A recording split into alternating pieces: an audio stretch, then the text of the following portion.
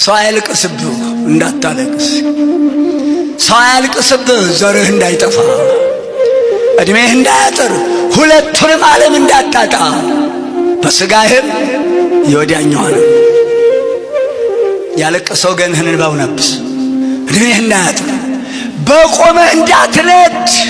እንባ እሳት ነው፣ እንባ መዶሻ ነው፣ እንባ ሰይፍ ነው።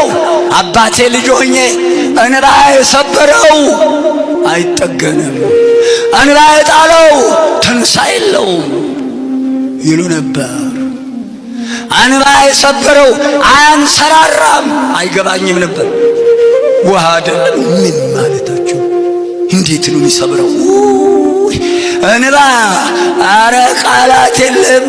በእንባ የሚያመጣው ፍዳ፣ እንባ የሚያመጣው የሚያነደው እሳት አረ ቃላት የለውም፣ አይገለጥም።